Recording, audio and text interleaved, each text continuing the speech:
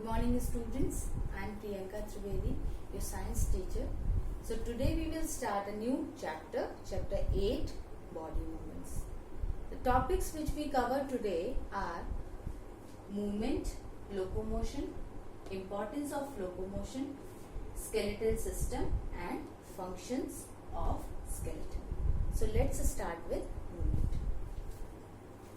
As you all know, living organisms show movements.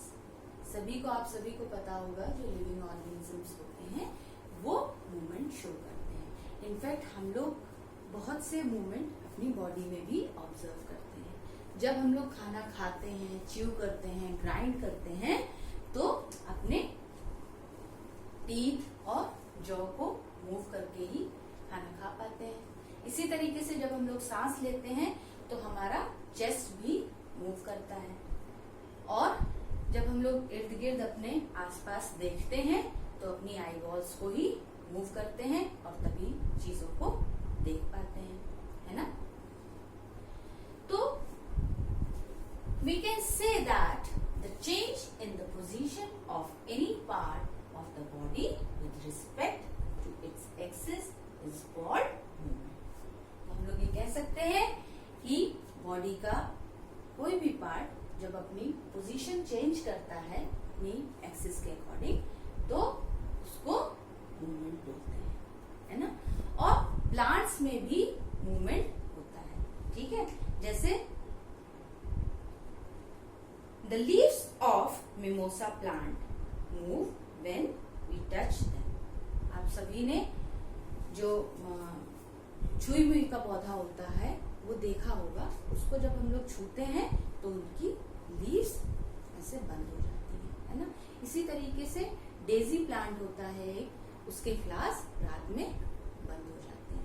तो we can say that plants also show movement. Movement is necessary for the survival of all living organisms, plants as well as animals, है ना. तो movement जरूरी होता है survival के लिए, चाहे वो प्लांट्स हो और चाहे वो एनिमल्स हो. So the next point is locomotion. The movement of the whole body of an organism from one place to another is called locomotion. किसी भी ऑर्गेनिज्म की पूरी बॉडी जब एक जगह से दूसरी जगह पे मूव करती है तो इसको क्या बोलते हैं?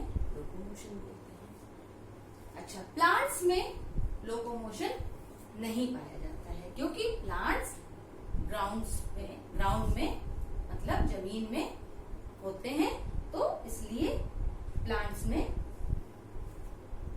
लोकोमोशन नहीं पाया जाता है. ग्राउंड में वो फिक्स रहते हैं. But animals have the ability to move from one place to another. That is, they can show locomotion. और animals में ये ability होती है कि वो movement locomotion show करते हैं क्योंकि वो इधर से उधर जा सकते हैं, है ना. Locomotion is possible in animals in various ways like walking, running, swimming, flying, hopping, etc.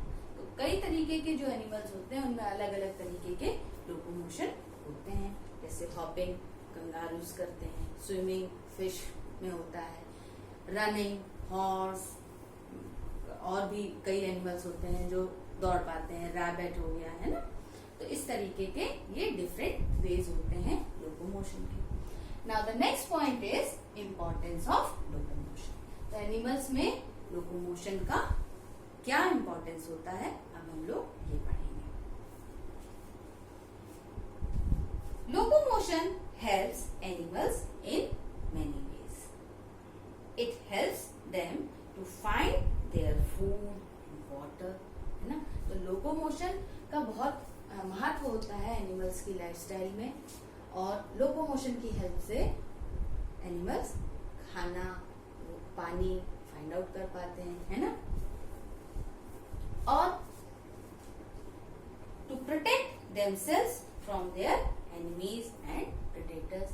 अपने आप को वो enemies से और predators से प्रोटेक्ट कर पाते हैं. predators वो एनिमल्स होते हैं जो दूसरे एनिमल्स को खाते हैं. तो लोकोमोशन की हेल्प से वो इधर उधर जल्दी मूवमेंट करके और उनसे बच सकते हैं, है ना. तो और जो तरीके होते हैं वो to move an unfavourable environment to a favourable environment.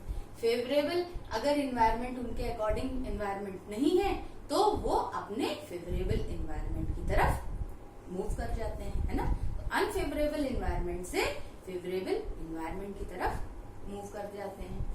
To find suitable places for laying eggs and rearing their young ones, है ना.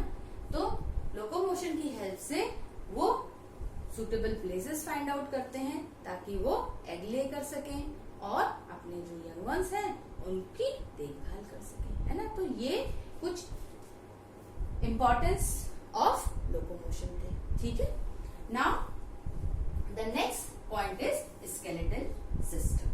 So before we discuss different types of movements in animals, let us take a look at the skeletal system of our body, which helps us in the movement of our body parts and locomotion. So skeletal system, the framework of all the bones our body is called the skeleton. ठीक है. जो हमारी body में पूरी bones का framework होता है उसे क्या बोलते हैं? स्केलेटन बोलते हैं. ठीक है.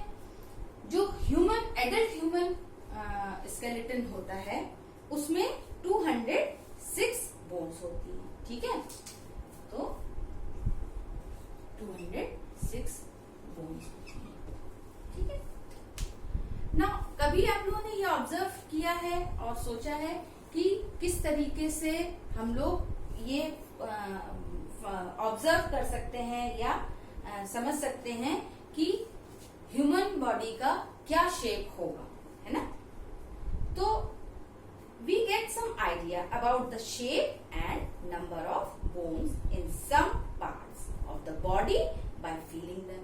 तो हम लोग मतलब उसे फील करके भी समझ सकते हैं. और दूसरा तरीका जो होता है वो हम लोग ह्यूमन बॉडी का एक्सरे इमेज देख के भी ये जान सकते हैं, है ना.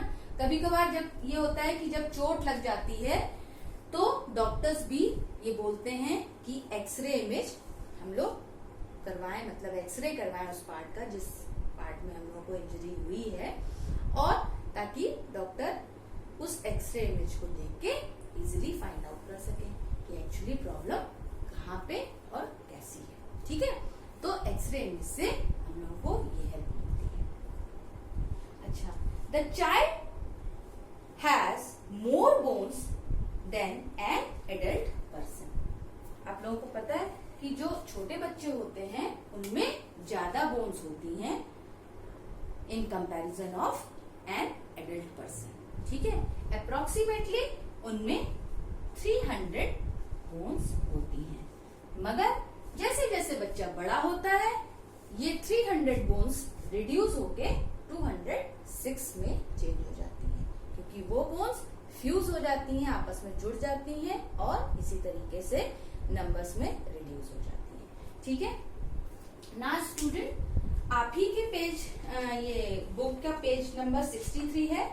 इसमें ह्यूमन स्केलेटन का डायग्राम है और मैं वो आपको शो कर रही हूँ. सी, ये स्कल है जिसके अंदर ब्रेन होता है. Eye socket, upper jaw, lower jaw, ये शोल्डर बोन्स हैं. Collar bone, shoulder blade, arm bones, humerus, elbow, radius, ulna, ये ब्रेस्ट बोन, रिब्स, इन रिब्स के अंदर ही लंग्स होते हैं. Backbone, hip bone, wrist bone, leg bones, femur, thigh bone भी बोलते हैं इसे, ये नी कैप है, ये टिबिया और ये फिबुला, ये फुट एंकल बोन। तो ये पूरा डायग्राम आपका ह्यूमन स्केलेटन का है, ठीक है। Now the next point is functions of skeleton. The skeleton has the following main function. It gives shape and support to the body. तो बहुत से फंक्शन होते हैं स्केलेटन के। पहला फंक्शन है कि it gives shape and support to the body. Body को शेप देना और उसको सपोर्ट करना, ठीक है। दूसरा फंक्शन होता है कि जो डेलिकेट इंटरनल पार्ट्स होते हैं, जैसा कि अभी मैंने आपको बताया, रिब्स के अंदर लंग्स होता है और स्कल के अंदर ब्रेन होता है। तो ये जो डेलिकेट इंटरनल पार्ट्स होते हैं हम लोगों की बॉडी के, इनको प्रोटेक्ट करता है ना, इनको स्केलेटन प्रोटेक्ट करता है। तो दूसरा फंक्शन ये हो गया। तीसरा फंक्शन है it helps in the movement of our body parts. It helps us to stand, run and walk together with the help of muscles.